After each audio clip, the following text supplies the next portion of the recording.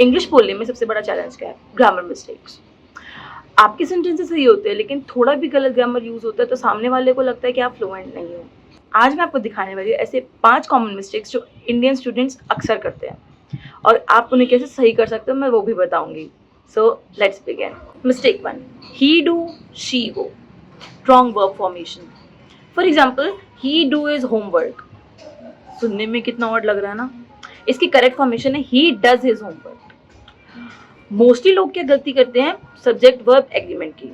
जब ही शी या it use हो रहा हो तो उसके साथ एस और ई एस लगेगा ही। बोनस टिप दूं तो ही शी इट जहां भी यूज हो रहा है वहां पे वर्ब के साथ एस लगेगा ही।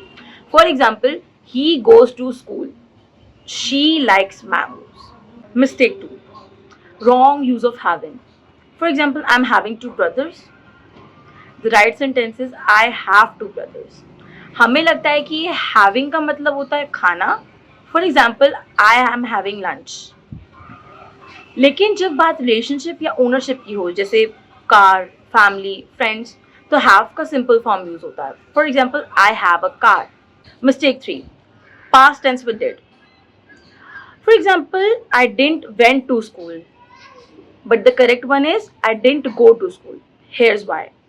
Did is already in past tense, तो डिड के साथ कोई पास्ट टेंस यूज करने की जरूरत नहीं है, past form of verb use करने की जरूरत नहीं है, जिसकी वजह से ये सेंटेंस जो है वो ग्रामेटिकली रॉन्ग हो जाता है। वेंट का जो प्रेजेंट फॉर्म है वो है go. That's why we used I didn't go to school. Remember, I did my work, I didn't do my work. Mistake 4, use of since and for. For example, I have been living here since 5 years. But the correct one is I have been living here for 5 years. Since is used for exact point of time and for is used for describing a duration. For example, I have been living here since 2020. Other example, I have been living here for 5 years. Bonus tip. ऐसे sentences में जो tense use होता है वो present perfect continuous use होता है, जैसे I have been living here, not I am living here. Mistake 5, plural confusion, like furnitures, luggages. English में कुछ वर्ड्स ऐसे होते हैं जो प्लूरल नहीं होते। Words like furniture, luggage, information.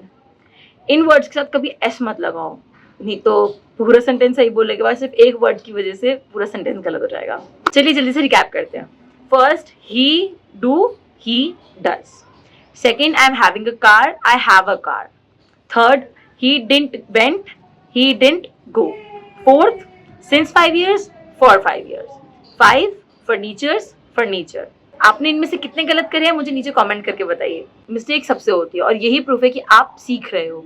इन गलतियों को सुधारना is the first step towards your fluent English. अगर आपको वीडियो हेल्पफुल लगी हो तो लाइक कीजिए, चैनल को सब्सक्राइब करिए और एक सेंटेंस नीचे कमेंट करिए अपनी करेक्टेड वर्जन में।